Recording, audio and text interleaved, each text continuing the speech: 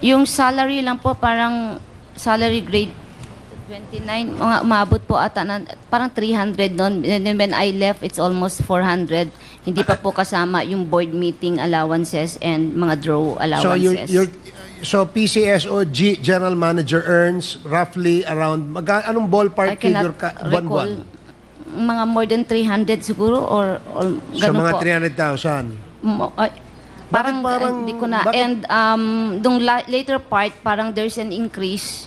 It's quite high, Mr. Hindi, Chair. but I was asking you kung ano yung salary grade nung ikaw ang GM. 29, I think. Okay, parang salary grade 29, 29. And it seems na sa salary grade 29, parang ang dami mo masyadong properties. Meron ka ba ibang negosyo? 30. Meron pong farming yung father ko po. Ako po Ano yung nag-handle. pina-farm nyo doon? May mango and ano po, sa bukid po. And when my mother mango died, farm. yeah, and when my mother died, ako po nag-handle sa ano po lahat ng tatay ko sa kanang mother ko sa mga savings po nila and assets po. So malaking ektarya siguro yan. Ilang ektarya yan? Hindi naman po, Mr. Chair, tama lang. Ang bulk lang kasi ng nakuha namin is yung naipon ng mother kong jewelry because since I was 7 years old, hanggang college ko po, nasa ibang bansa na po yan. So medyo substantial po yung naipon. If I may ask, are you married to Colonel Villela? Are you married to him? We got married, yes, Mr. And then Chair. legally separated kayo. No, Mr. Chair, annulled po. So, are you aware that he's getting $200,000 as his salary as the attaché? Alam mo ba yon? 100,000. Nung nagkahiwalay ba kayo, naghatian kayo ng properties? Wala po kaming hatian ng properties, hindi namin niresolve. Pero yung- meron kayo napundar na properties nung Meron kayo din po, nagsasama. Mr. Chair, Ano-ano yes. yung mga yan? May bahay, may lupa, and then there's savings, Mr. Chair, kasi po, our marriage was 2008, and I think he also works sa America during that time. So, may mga naipon po, substantial amount, Mr. Chair. Okay, sige, salamat. Colonel Villela, Yes, Your Honor. where were you assigned? Currently, Your Honor, I am the Deputy Director for Information Technology Management Service, Your Honor. And what was your assignment where you said that you earned $200,000? Accumulation po yun, Your Honor, when I was the police attaché. Ilang taon yon? Tatlo po, Your Honor. Sa 3 taon, you were able to accumulate $200,000. No, Your Honor. Oh. Apart, Your Honor. Anong apart? Yung pong investment ko po doon, yung kalahati noon, naipon ko po doon. Yung kalahati No. din po. Kanina tinatanong ka. Sinabi mo, tinanong ka ni Chairman Dan meron kang $200,000 ka mo. And you said that this was a salary that you were able to get when you were assigned in Cyprus. Were you assigned in Cyprus? No, Your Honor. Yung sinasabi mo kanina, in diplomatic. In the United States, Your Honor. So sa US. And you earned that much, $200,000. Hindi po, Your Honor. Oh, ano yung saan ang galing Kalahati yung po noon, Your Honor. So $100,000. I am our salary there, Your Honor, allowances. Hindi nga yan. 8,000, Your Alam Honor, mo, per Colonel, month. 8,000 per month. Ulitin ko yung tinanong ni Chairman Dan, ha?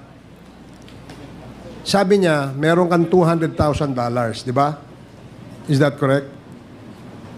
Hindi po ang ganyan ang pagkasabi niya, Your Honor. O sige, sabihin mo sa akin kung ano niya sinabi niya. Sige, sabihin mo sa akin. Kung magkano po yung aking binayad doon sa aking share na 20%, Your Honor. Hindi yun, ikaw naman. Gusto mo, Secretariat, can we get the records, the transcript during that time when he answered that question, ha? Colonel, Yes, sir. makinig ka, ha? Ang tanong sa'yo kanina, sinabi mo, meron kang $200,000 because you earned that where? Yun ang tanong ko. Opo, Your Honor. Oh, ngayon naman, opo ka na. Meron, totoong $200,000. Opo, Your Honor. Okay. Saan mo nakuha yung $200,000? Yung kalahati po noon, Your Honor, Oh. sahod ko po na accumulated as police attaché. Okay, as police attaché, 100,000. Kalahati, kamo, di ba? Opo, Your Honor. So, how much are you getting every month as a police attaché. $8,000, Your Honor. So, accumulation itong 100,000. Yes, Your Honor. Ilang years ka na-assign? 3 po, Your Honor. So, sa 3 taon, naka-accumulate ka ng $100,000.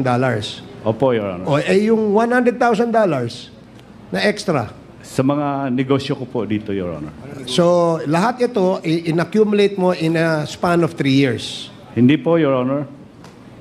For Ang my... gulo mo kausap Alam mo, ang gulo mo kausap $200,000 lang pinag-uusapan natin. Huwag ka na lumayo doon. Kaya nga ang tanong, saan galing yung $200,000? Sinabi mo, kalahati noon galing sa sweldo mo as police attaché because you're earning $8,000 per month. Sabi mo, ha? Yes, Your Honor. Kasi i-accumulate mo yung 3 years mo as police attaché, ang ibig sabihin nun, kinita mo yung $100,000, hindi ka gumastos? Gumastos po, Your Honor. Kita mo, ang labo nung sagot mo. Pakiayos nga, I just want to get the transcript, Babalikan kita mamaya, Colonel. Okay, Chairman, follow up lang ako dun sa mga years. Confidential short lang. Colonel, will the Chair allow me? With the indulgence of With the Chairman indulgence Dan. of Congressman Fernandez. Ganito po, kailan ka ba na-assign dun sa US? 2020 po, Your Honor. 2020 month. Anong buwan? Anong buwan? August po, Your Honor. August, so half of 2020. Now, when was the Noipits was established? Las Vegas. 2021, Your Honor. 2021. Of what month? Nag-start po, Your Honor, December. December. December 2021. In short, from 2020 to 2021, yun yung na-accumulate mo in the 3 years of your salary and your allowances. Eto ba't tumatras ka? Tinatanong kita. Do you confirm? Kasi yung data mo is 2020 August, tama? Yes, Your Honor. Oh, you were signed. Now, yung Noipits was established December of 2021. So, ilang buwan lang yun. Yes, Tama? yes, Your Honor. Oh, bakit sinasabi mong half? Half of your salary. I will submit the... And then you're lying. Huwag kang magsinungaling, Colonel. Akala mo dito yung mga tao dito, yung committee bobo, na hindi pwedeng isa-isahin. You have said on record, when you asked by Chairman Barbers, that half of the $200,000 came from your salary. And your salary, 2020 August, you started there being assigned, and 2021, hindi ko pa sinasabi yung expense mo. Yung expenses mo. Paano magiging half of that? How can you earn 100,000 a month for just 1 year or less? You're lying. Mahigit po, Your Honor. Ano mahigit? Sige nga, kwintahin mo nga. Alam mo, yung 3 years mo, kung tama yung sinasabi mo, that's only 288,000. Yes, Your Honor. But you started August 2020 and December 2021, saka kayo bumukas. Yung expense mo lahat-lahat.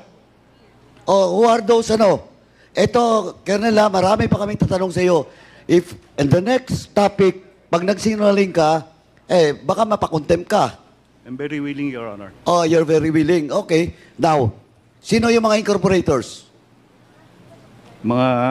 Sino mga? Ray Perez po, Your Honor. Sorry? Ray Perez and Sino nga? Lauro Sino nga? Calonzo. Ray Perez and Lauro Calonzo po, Your Honor. Filipino.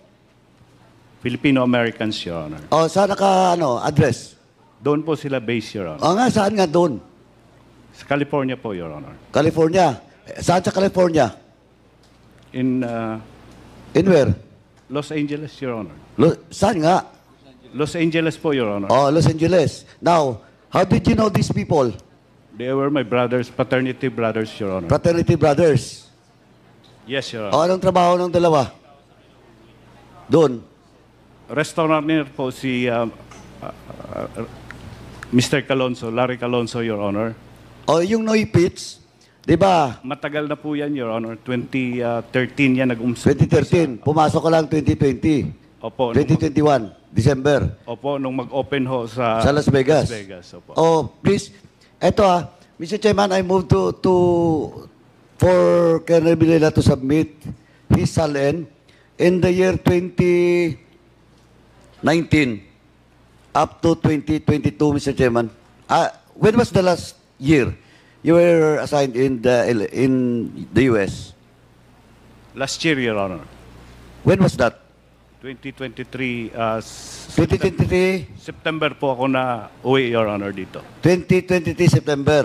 Yes, Your Honor. Also, you submit in this committee your SALN from 2019 to 2023. Yes, Your Honor. Thank you, Mr. Chairman. Mr. Chairman, point of inquiry.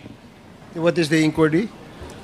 Regarding dun sa $8,000 na natatanggap ni Colonel Villena, is this taxable in the US? How is the money received?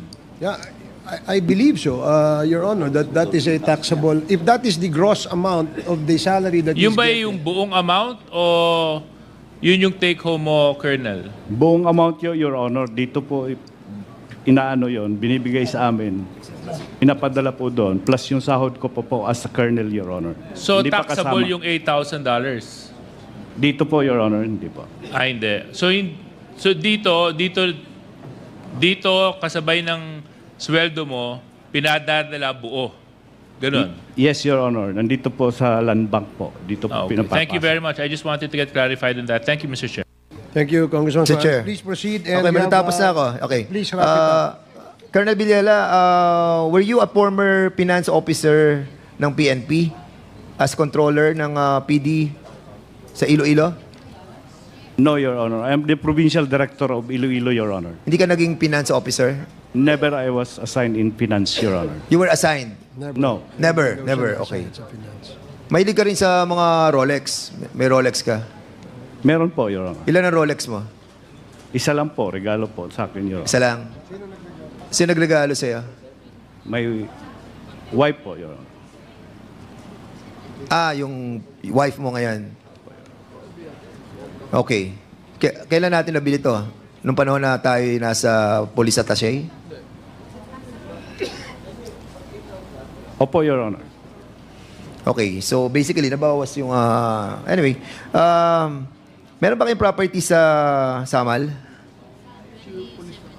Ako po, Your Honor, may lote po ako doon. Meron ka sa Samal? Dati po akong chief of police doon. Sige. Gaano kalaki yung property mo doon? 500 square meters. 500 square meter? Yes, Your Honor. Kailan mo siya binili?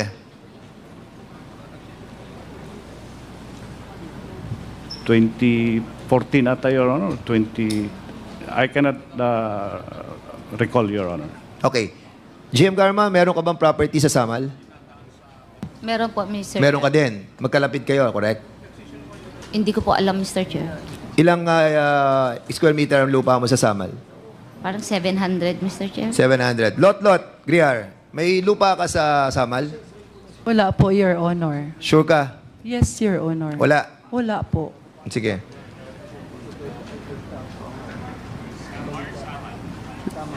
Commissioner Leonardo, meron kang lupa sa Samal? Wala po, Mr. Chair. Ikaw naging USEC ng DNR, di ba? Yes po, Mr. Chair. And that property in Samal was a protected area. Am I correct? Protected area yun, hindi mo alam? Sa Samal? I think there are some areas Correct. that are protected. Yes. Mr. Chair. And that's the reason why these people were able to get property there because of you being the USEC of the DNR before. That's not true. Of course, you will Mr. not deny. You will deny it. I know. I know naman yan. Anyway. Hindi. Hindi. Are you adhering to my query that this is a protected area and that's the reason why during the time of your incumbency as a USEC of the DNR, you were able to scatter those properties to your friends. Am I correct? That's not Yeah, true, Mr. I Chair. know. I know that he deny it. Of And course. I'm not even sure if that is a protected area, Mr. Chair. For your information, that is a protected area. Part of it is a protected area, and it was converted. That's why they were able to have a property from that place. Dati akong committee chairman ng ecology, and I know that. Anyway, so Mr. Chairman, for the meantime, lastly, Mr. Chairman, sa PCSO, Hindi, ito na. PCSO, who is handling those money that are being given by the PCSO to certain foundations, like the STL Foundation? Sino? Anong department ninyo sa PCSO? Ma'am, please. I believe it's the Accounting and Budget Department. The The Accounting and Budget Department. accounting. Who is the accounting budget officer? Ano She's name? here. Sige ma'am, please.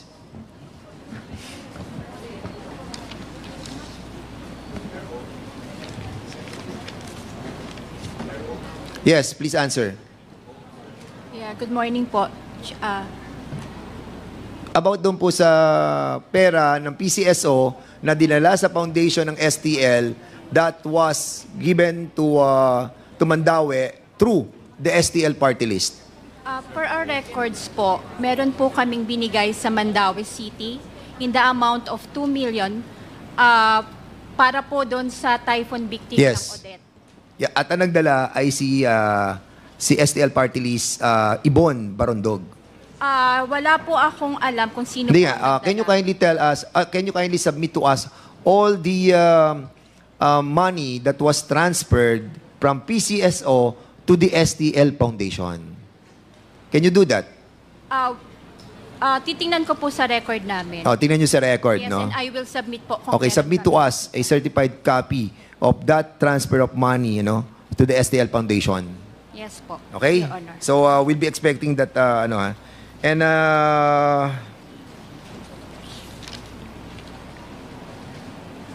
for now, Mr. Chairman, yun ang po muna. At I'll be asking questions in... Mr. Chair? Okay, thank you, In a while. Congressman Fernandez. Thank you so much, Mr. Chairman. Yes, Congressman Acop.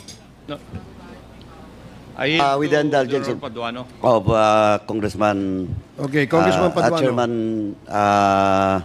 Akop. Colonel Villela, gusto ko lang balikan po. Ito last na lang to, Colonel kasi pag nagsinungaling ka, lalabas na lang sinungaling ka. Ito so magkano talaga? 8,000 ba galing dito? Yung salary mo? Mahigit pa ho, Your Honor, kasi yung sahod ko pa ho as colonel dito, Your Honor. Hindi, yung payslip mo, mayroon ka? Meron naman po kami lahat. So what is your gross? Gross? 8,000? US? Yan po yung aming allowance as police. Hindi nga, ang total mo ang kinikita. Ikaw, you're evading. Hindi ko pa nilalabas yung isang tao. O magkano talaga? Yung 28,000, salary grade 28 po ng Colonel, Your Honor, plus yung aming allowance. Magkano nga? 8,000 nga po, Your Honor. Total. Sahod. So less. May withholding, di ba? Magkano withholding mo? Kami dito sa Congress, we're just 32% nga kami. Mas maliit pang sahod namin sa kinikita mo. Oh, magkano? Hindi ko po memorize yung sa sahod ko po as Colonel. Magkano ang pinapadala sa iyo? Na net. At sino ang nagpapadala sa iyo? The Budget and Fiscal Office po ng... Are you sure? Yes, Your Honor. Sigurado ka? Yes, Your Honor. O magkano? Magkano nga Sinasama po padalas doon. Kaya nga, Sinasama po magkano, Kernel? Tinatanong kaya magkano? 14,000 po yung MOE ng office plus yung sahod po namin, Your Honor. 14,000. 14 po yung operating expenses. Hindi yung sa'yo. 8,000 po, Your Honor. Magkano? 8,000 $8,000. dollars po. O less yung 32% withholding. Hindi po, Your Honor. Bakit? O so magkano talaga? Yun nga po, Your Honor. O ba't wala kang withholding? Ang withholding po, Your Honor, doon po sa sahod ko as Colonel, Your Honor. Yun po kasing allowance namin doon. Ito po yung aming... Sandali. Sino yung next higher officer mo that time? Directorate for... the Directorate for Intelligence, Your Honor. Who is that director? Marami po, Your Honor. Marami. Pag-alis ko po, Before you leave and on your first assignment, sino? hindi ay no. Oh, but you're talking to Grijaldo. Alam niya ba? Mas alam niya? Hindi ko na...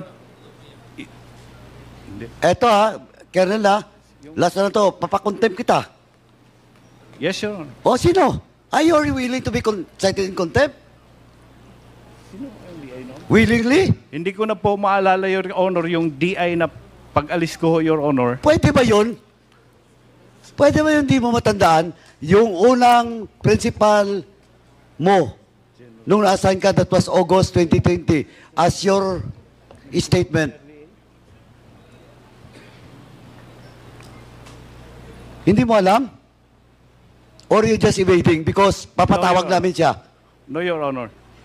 Hindi ko lang talaga ma-recall, O Your yung Honor. yung last, before you're assigned here in the Philippines. Hindi mo rin alam? Si That was 2023, September? Hindi mo alam? Si General Morico po, Your Honor. General, Major General Morico, Your Honor. is he active until now? Yes, Your Honor. Anong assignment niya? Ngayon po, Your Honor. Siyempre, tinatanong ko yung assignment niya ngayon. Director po ng Research and Development, Your O, Honor. papatawag natin siya. Kaya mo, Mr. Chairman, papatawag yung director for what? Research, Your Honor. O, research. Certain Major General Moreno. At the same time, makalimutin pala to si si Colonel Villela. Hindi niya matandaan yung principal niya nung time ng first assignment niya as a trustee. O, do you recall? Hindi mo ma-recall? Pandemic. Sino? Sinong PNP chief that time? Si General Albayalde, Your Honor. O, General Albayalde, nakita ko kanina. Gen Albayalde.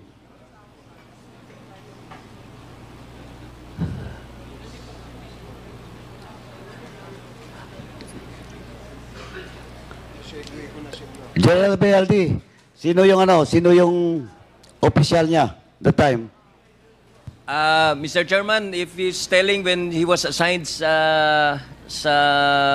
LA, Your Honor. as liaison officer of sa San Francisco po kasi dati yan linipat lang sa LA. Retired na po ako noon. I retired 2019, Mr. Chairman. Oh, ikaw, Villela, pati si General Albayalde, sabihin mo na siya.